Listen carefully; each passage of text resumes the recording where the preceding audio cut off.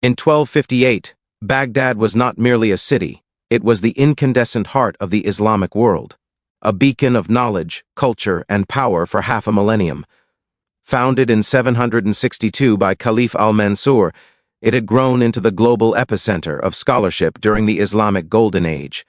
Its House of Wisdom, Bayt al-Hikmah, was a legendary institution, housing countless irreplaceable manuscripts on mathematics, astronomy, medicine, and philosophy, drawing scholars from across continents. The Caliph, the spiritual and temporal leader of the Sunni Muslims, resided in Baghdad, his authority recognized from North Africa to Persia. His palace was a sprawling complex, embodying centuries of Abbasid grandeur, its courtyards echoing with poetry and theological debate.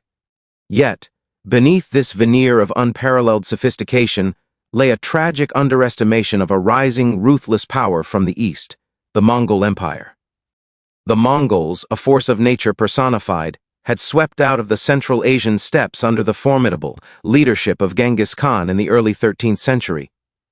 By 1258, his grandson, Hulagu Khan, commanded Thil Khanate, a vast western khanate of the Mongol Empire.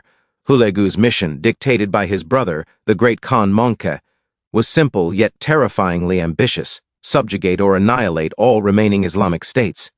He had already demonstrated his unwavering resolve by crushing the Nizari Ismailis, the feared assassins, at their mountain fortress of Alamut in 1256.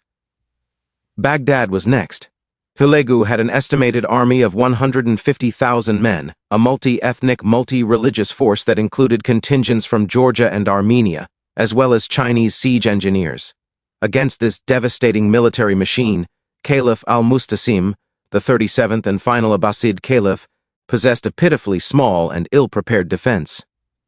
Historians estimate his standing army numbered less than 20,000, many of whom were civilian volunteers or conscripts with minimal training. The Caliph, known more for his indolence and enjoyment of courtly pleasures than his strategic acumen, had ignored numerous warnings and requests to bolster his defenses from his vizier, Ibn al-Alqami. Al-Mustasim scoffed at the Mongol threat, famously declaring that the entire Islamic world would rise to defend the seat of the caliphate. This fatal hubris sealed Baghdad's fate. Hulagu's forces converged on Baghdad in November 1257. By January 11, 1258, they had established complete encirclement. The Tigris River, usually a source of life and trade for the city, became another formidable barrier for the Mongols to overcome, which they did with pontoon bridges and engineering prowess. The siege began in earnest, with hundreds of siege engines, including trebuchets and mangonels, continuously bombarding the city walls. Chinese engineers, skilled in gunpowder technology, launched incendiary projectiles, adding terror to the bombardment. The sound of their advance was described as the thunder of the heavens.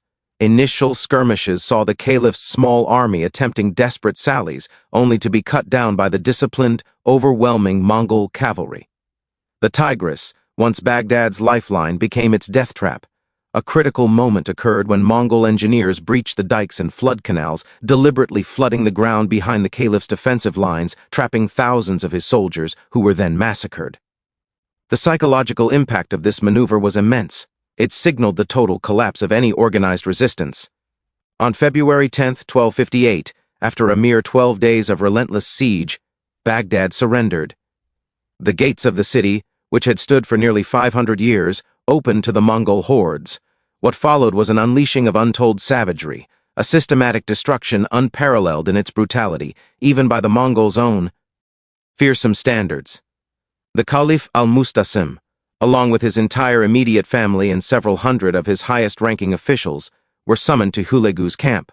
The Caliph, believing he might negotiate a settlement, arrived with his 3 sons, including Ahmad and Abd al-Rahman, and his extensive retinue.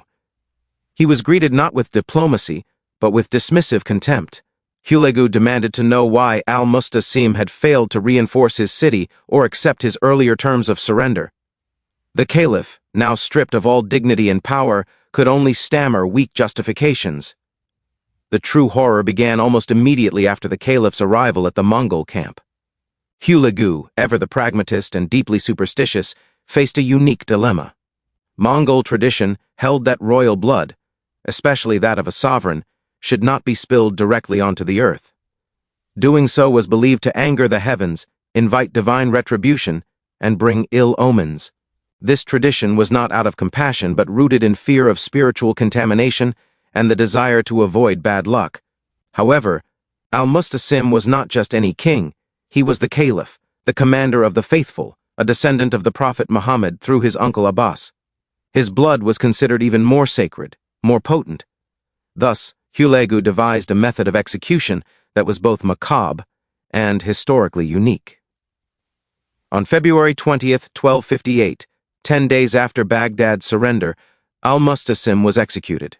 He was reportedly wrapped in a rug or a felt blanket, and then trampled to death by horses. Another account suggests he was placed into a large sack for the same purpose. This method achieved the Mongol objective. The caliph was killed, but his sacred royal blood did not touch the earth. It was a cold, calculated act, devoid of mercy, designed to fulfill a superstitious ritual while delivering maximum humiliation. Imagine the terror of being bound, feeling the immense weight of hooves bearing down, the crushing of bone and flesh, slowly, agonizingly, until life was extinguished. The caliph's sons and other members of his close family met similar fates. Stories and historical records are fragmented and often conflict on the precise details, but the general consensus among historians is that Hulagu ordered the execution of most if not all of Al-Mustasim's male relatives. Some accounts state that his eldest son, Ahmad, and his two other sons were likewise wrapped in carpets and trampled to death alongside their father. Other sources mention that they were clubbed to death or beheaded, though less common. The overriding intent was the systematic eradication of the Abbasid dynasty's male line, ensuring no heir could challenge Mongol authority. This was a standard practice for the Mongols to prevent future insurgencies. The women of the caliphate's household, including his wives, concubines, and daughters, faced a different, yet equally horrifying ordeal. Some were enslaved and distributed among Mongol commanders as spoils of war. Others were subjected to sexual violence and often murdered. The Mongol conquest was notoriously brutal regarding women, and Baghdad was no exception. While direct documentary evidence of the caliph's specific wives and daughters' fates is scarce due to the chaos and destruction, the general pattern of Mongol behavior strongly indicates that they were either killed or absorbed into the Mongol system of slavery, their lives irrevocably shattered. The caliph's immediate female family members who were considered less valuable for ransom or political marriage, such as his younger daughters, or less favored concubines, would have been particularly vulnerable to summary execution or the most brutal forms of sexual violence. The sheer scale of the slaughter within Baghdad itself beggars belief. For 7 days and nights following the surrender, the Mongols unleashed an orgy of violence. Estimates of the death toll vary wildly, from 90,000 to over 1 million. More conservative academic estimates suggest figures upwards of 200,000. Historian Wasaf, writing shortly after the event, claimed 800,000 were massacred. Regardless of the exact number, it was an apocalyptic event. Men, women, and children were indiscriminately slaughtered in the streets. Homes were plundered, then set ablaze. Mosques, palaces, hospitals, and libraries. All were systematically destroyed. The House of Wisdom, that unparalleled repository of human knowledge, was sacked and burned. The vast library, containing an estimated 400,000 to, by some accounts, 4 million manuscripts, was hurled into the Tigris River. The river, it is said, ran black with ink from the dissolved books and red with the blood of the slaughtered. This act of intellectual vandalism was a loss from which Islamic civilization, and indeed the world, would never fully recover. The scientific and philosophical advancements of centuries were wiped away in days. It was not merely the destruction of property, it was the extinguishing of a civilization's memory and future. The Mongol invasion of Baghdad and the brutal demise of Caliph al-Mustasim and his family represented more than just the end of an empire. It signified a profound shift in the geopolitical landscape, the close of the Islamic Golden Age, and a permanent scar on the collective memory of the Muslim world. The Caliphate, though later symbolically revived in Cairo under the Mamluks, never regained its original spiritual and temporal authority. The Mongol conquest was a watershed moment, a turning point that would reshape the Middle East for centuries to come. The consequences of Baghdad's fall extended far beyond its walls.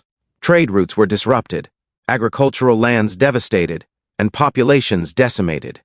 The irrigation systems, painstakingly built over centuries, were destroyed, leading to long-term environmental degradation and impacting food production for generations.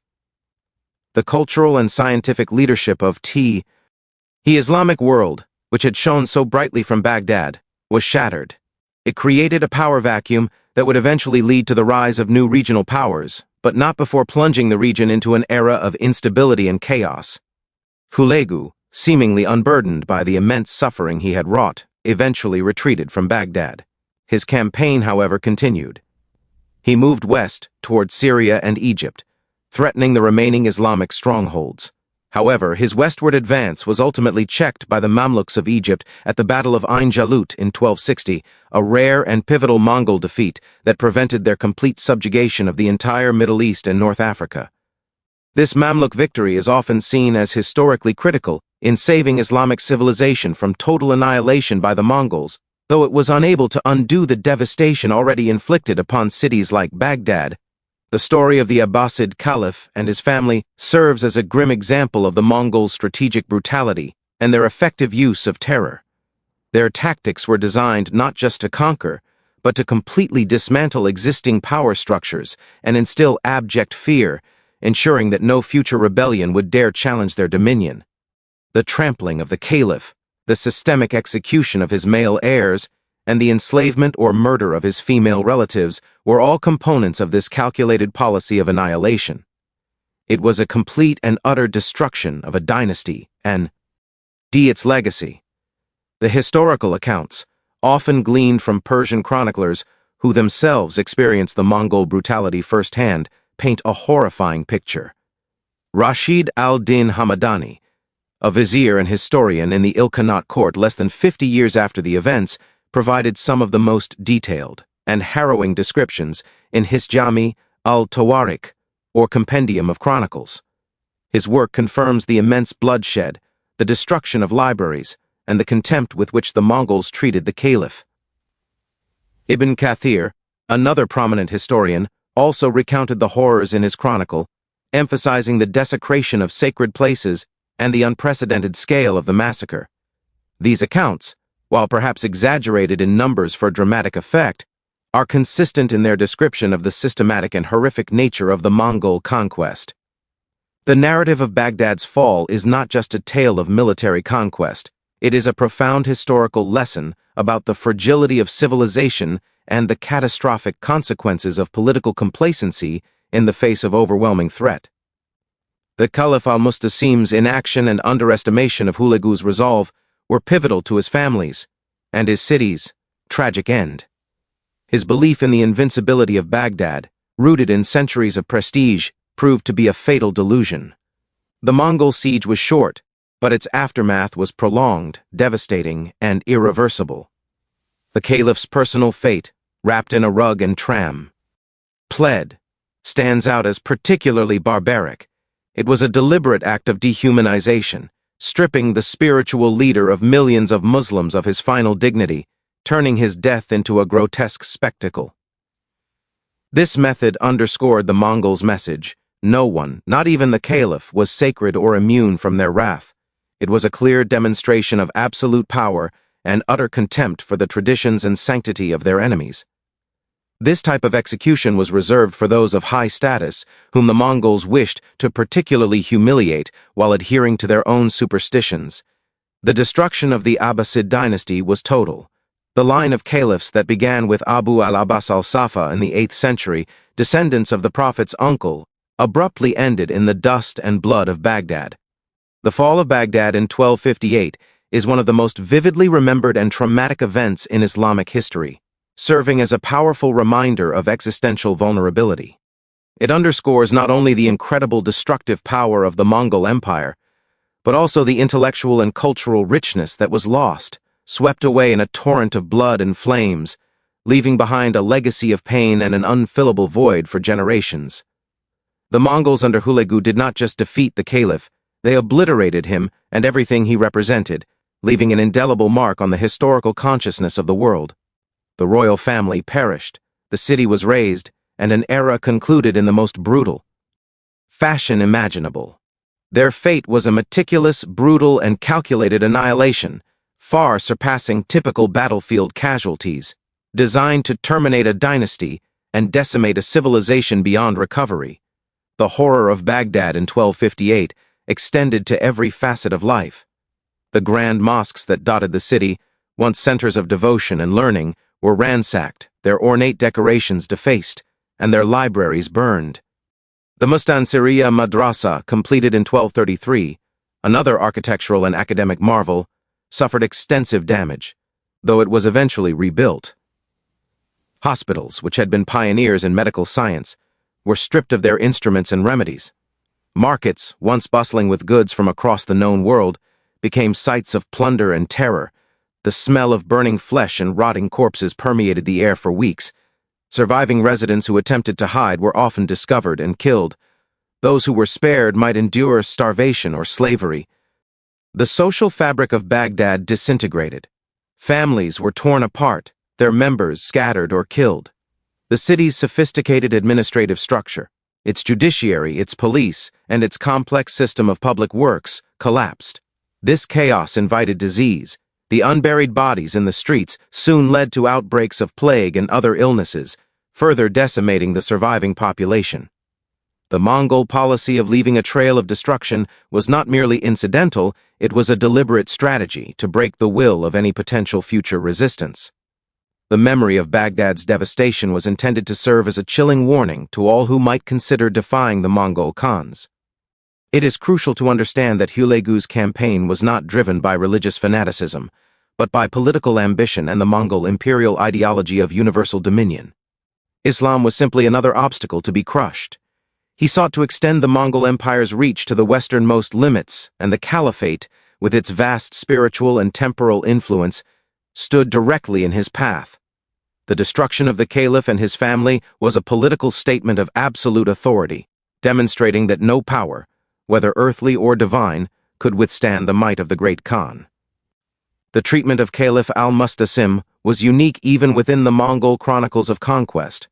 While many rulers were executed, few faced such a specific, ritualistic, and humiliating end. This bespoke the Caliph's unique status as a spiritual leader. The decision to wrap him in a rug before trampling reflects a specific Mongol cultural custom related to avoiding defilement of a sacred bloodline rather than any mercy. It was a ritualistic desacralization, a public shaming that served to completely strip the Caliph of his divine authority before his people and the world. This specific detail highlights the cultural clash and the profound symbolic violence inflicted upon the Abbasid Caliphate. The final days of the Abbasid royal family were not merely tragic, they were apocalyptic in their scope and intensity. The Caliph and his immediate family were the embodiment of a civilization, and their end was a brutal, symbolic shattering of that entire world. What the Mongols did to Baghdad's royal family was more than mere murder, it was the meticulous eradication of a lineage, a culture, and an era, executed with a chilling blend of military might, superstition, and strategic terror that remains a stark historical warning of unchecked power. The world mourned the loss of Baghdad's glory, a wound that deepened with the knowledge of the Caliph's ignominious end. The scale of the brutality inflicted upon the Caliph, his sons, and the wider royal household signified a historical rupture, the likes of which seldom occur in human history. The shockwaves of this catastrophic event resonated for centuries, forever altering the course of the Islamic world.